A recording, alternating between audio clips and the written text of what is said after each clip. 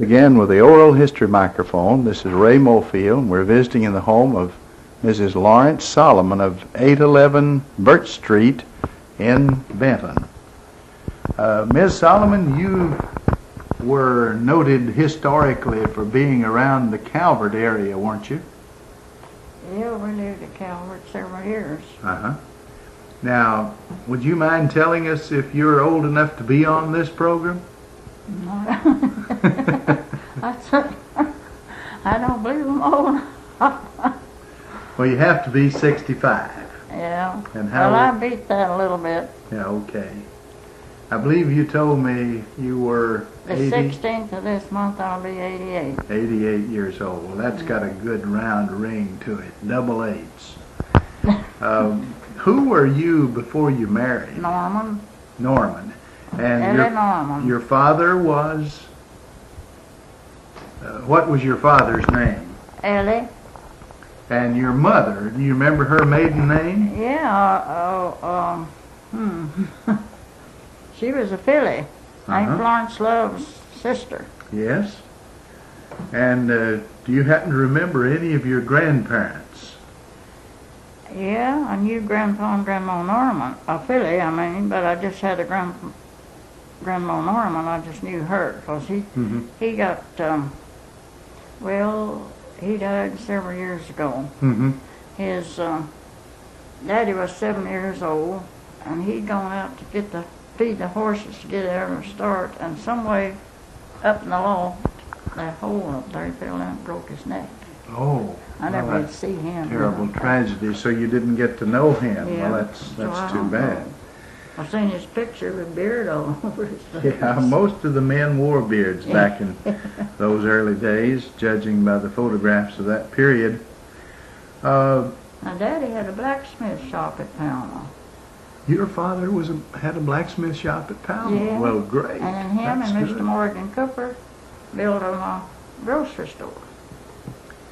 Well, I can remember Palma for a good long while, but when I first remember it very well, Irvin Poe ran I guess kind of a little general store and appliance shop and so on. He was a Hot Point dealer, I know. That's one of them. And there's one of them right there. Well, that's great. I bought a lot of things from Mr. Poe, and he sponsored a good many of my basketball game broadcasts. He bought the place down there. Well, what all do you remember being at Palma over the years?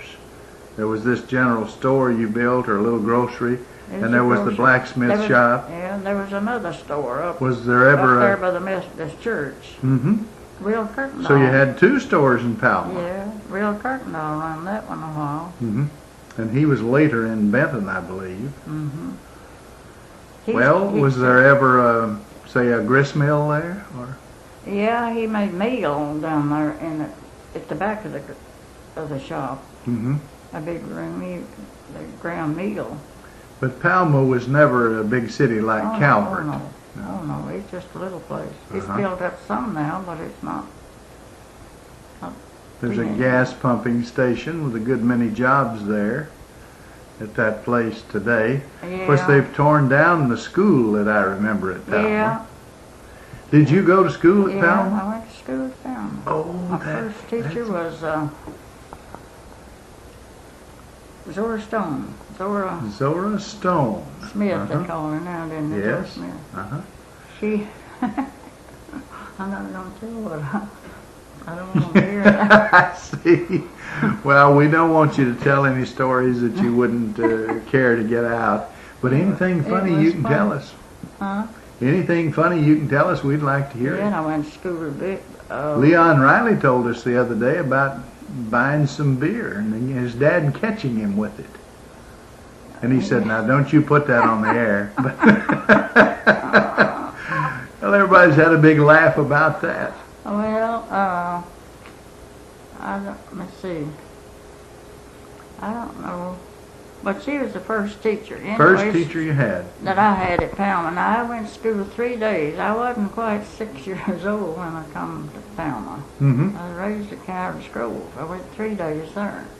I can remember that pretty good, but do you know Mother's sister living. Well, she's in Texas, not Texas, somewhere. She tried to get me to eat a crabapple, and I wouldn't do it.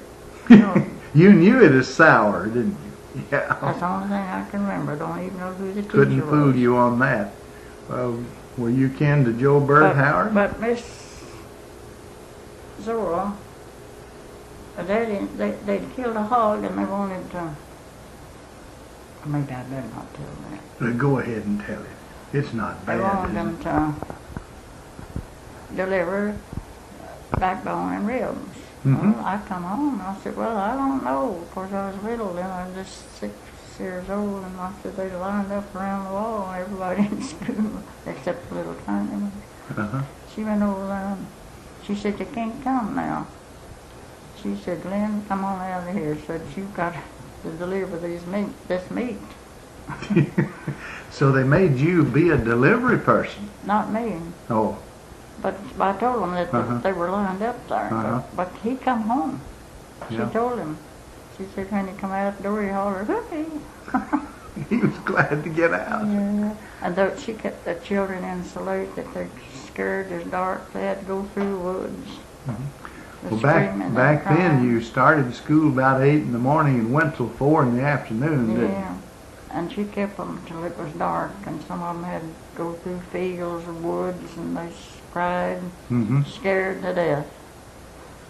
And she said, went up here to see her one day, she said, well, you're not the one. Said, Reba was the oldest, and I said, no, she wasn't either. All right. Did you ever go to any other one-room school except that one, or did you? That's the only one. You finished well, that? I didn't. I just went 3 days on down Yeah. at Howard's Grove. At Howard's Grove. So you went That's 2 not enough places. to count hardly. No, scarcely enough to count there. You Dwight Field over there. You boarded their house. Jim Clark. Just a whole bunch of teachers. When these people were lined up around the wall, was that a spelling bee or something? Keeping them in for something. I didn't know what it was. She kept them in for something. I never did know what it was. Yeah. Well, she's giving them a punishment then for doing that. But it made it bad, though. It was so dark. It was in the winter time, you know. All right. Now, when you did they ever make you stand in the corner, put your nose in the rain? No. No, never did. You were a good girl then. Well, that's fine. I was a mean boy, I guess, because he made me do all kinds of stuff like that. And sometimes they'd whip us. The women teachers I had weren't as bad as the men. They'd whip you with a little paddle in the palm of your hand. But I had some fellows like Hugh Hurt and Otho Winchester. Now, they whipped you with a big paddle and bent you over a desk and Yeah. kind of warmed the seat of your pants. Yeah. Mother went to teacher. She wasn't.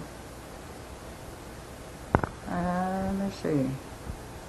She didn't know how to. Oh, she said. She done something. She said, "Didn't you know I had eyes in the back of my head?" Mother said she hunted up a word to go up there, and she went up there and put the books back of her head. She said, well, didn't you know that I can't hear? I see you in the back of my head. You said you did. That was a Brian. Yeah. Gainey Holland, I mean. Uh-huh.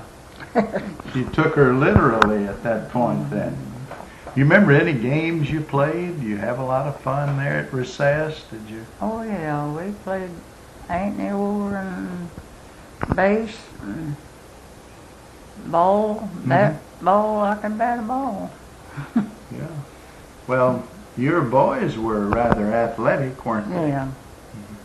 We didn't have anything like that when I went to school. Not in them schools. Didn't have a big gym to play in or anything like that, of course. Well, you grew up, and was your dad ran a blacksmith shop and a little store. Yeah, him and Mr. Cooper in the store were together. So you never did have to sucker tobacco. Tobacco, I did too. You did. I always stayed way behind though and knocked them off with a stick. The worm, you didn't like those big worms, I did you? couldn't take them. I mean, some of them were as big as you. Well, I knock them off with a stick, you're kind of like my wife, mash them with Jane. my feet. She'd knock them off with a stick and then I just couldn't touch them things. kill them. Uncle Cal, the curtain dog, he's a great big fella, and he just spit all over him in his eyes and in the mouth and everywhere. Well, you, when did you move to Calvert? Do you remember that, or was it before you married? No, it was after we married. It's in '58 we come back. Let's see, we come back. I think we moved to Calvert in '58. Now, you did get married. No, now, who did you marry? Lawrence Solomon. Lawrence Solomon. Was he a native of this county? Yeah, Leander Solomon, and his mother was a Faust. Well, she might have been kin to Dr. Faust. There was a Well, dentist here. Sandy Faust, his daughter. I don't know if you know. That whole bunch of them boys, and 2 or 3 girls. And their mother was a Pew sister. Did you have any children? I got 2 boys. 2 boys, all right, Yeah, and like they're Jimmy and Ray. Jimmy and Ray, all right. James Edwin and Ray Myers. We want to get that. Now you tell us where James is. He's in Henderson, but he's working in Evansville. Oh, see, that's just across the river in there. So About 6 or 8 miles, I think. now, what does Ray do? He's working. Who was it used to be? He's in the school system. Yeah. Yeah. He's next to,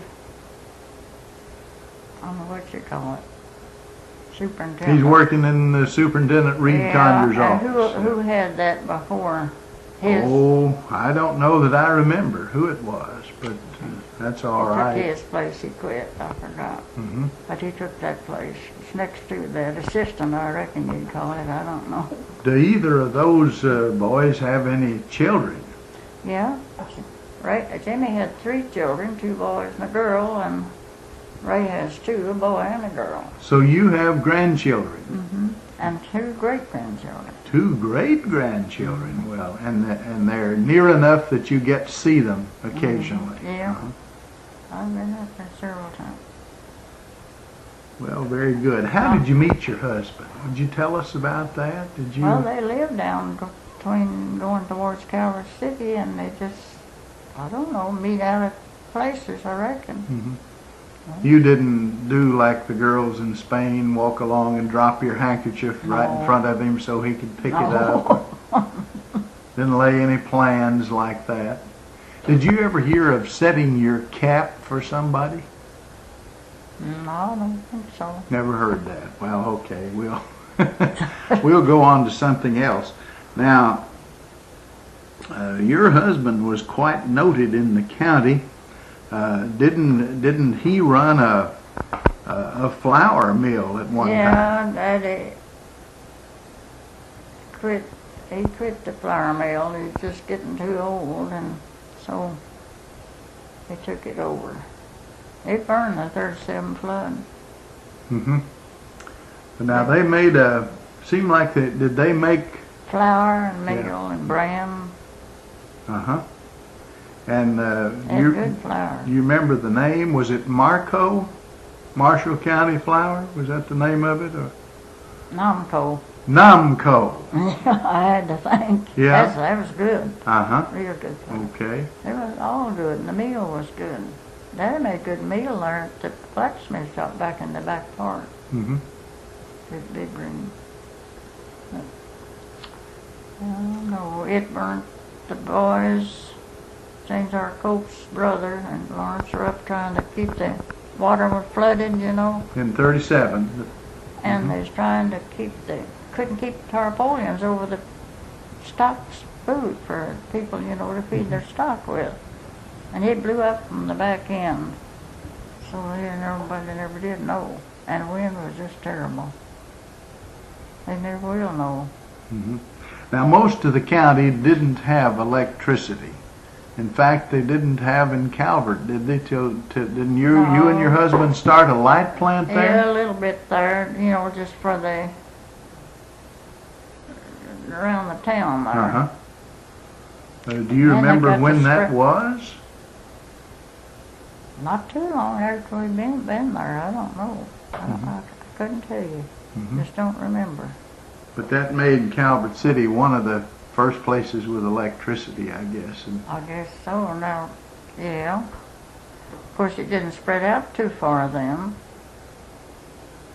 But then they got to buy. Well, they had a little light plant at Hardin, but of course it didn't go anywhere but just right there in the immediate part of town. And I suppose that is true of Benton. So they finally got it stretched out where you could go way out. Well, when the REA came along, and so now you sold the plant, and they took over, and so on. So they never did go back in there if it burned. It just, I don't know. Well, what was Calvert City like when you first moved there? Were there?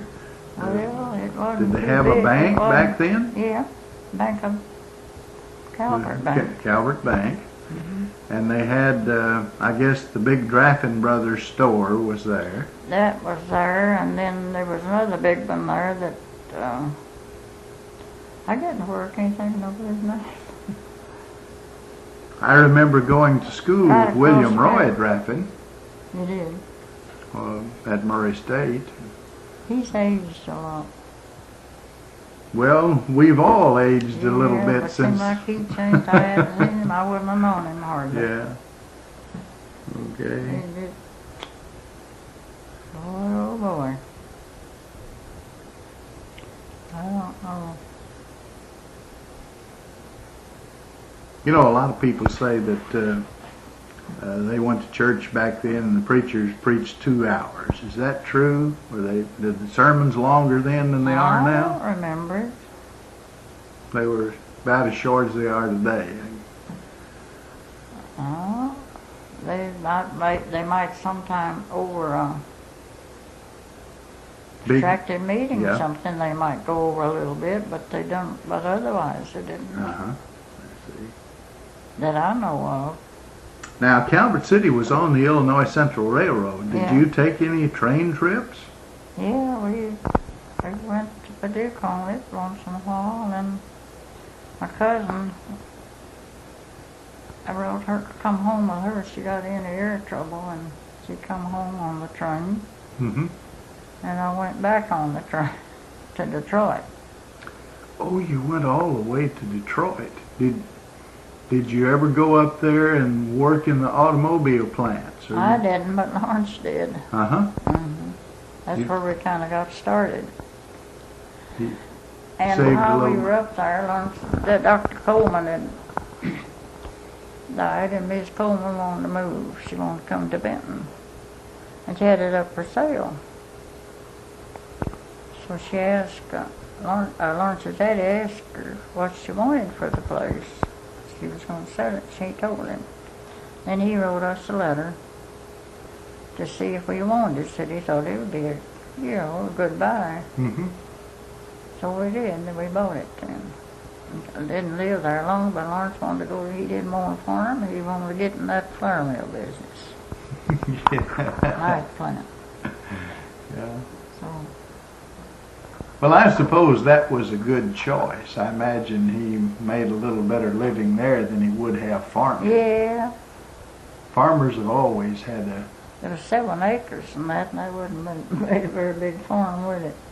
No, not a very big one, unless it had been a tobacco patch. It had been a big tobacco patch. Did you like living in Detroit? Well, long as I had a cousin and then some friends was there, that I was all right as long as they was there. I think if they hadn't been there, that I might not have liked it. We, Guy Blakton and us, after Helen came home, we shared an apartment. And Guy said one day, he said, we never have had no crosswords for did we? I said, no. Easy to get along. We got along good. We never did, neither one of us ever did have a crossword. Anybody. They sure, I miss them. Yes. They're both poorly now. I'd give anything to see them. Where do they live? Down, I call it on the Bridgetown Road way down in there. Not too far from the Sharp. Yeah. I think they're both in bad health. I don't know. Could you tell us something about how your parents may have treated you for sicknesses in the early days? I've heard that people had to wear Azafita bags around their necks. That's one thing. I've never been sick much. Well, you've been very fortunate then. I couldn't get it. And you look about 60 right now. Well, I don't know why. I don't. But now you were working awfully hard yesterday. What are you doing out? You mean tell me you still mow your yard? Well, it goes all the way back down. Got a little garden out in the middle. And you're making a garden, and you're virtually 88 years old. I can 11 quarts and a pint of beans yesterday morning, and after dinner, then along about 3 o'clock, went from front end to back over the yard, and I started last night. You're not running a boarding house, are you? You don't. No, I'm not.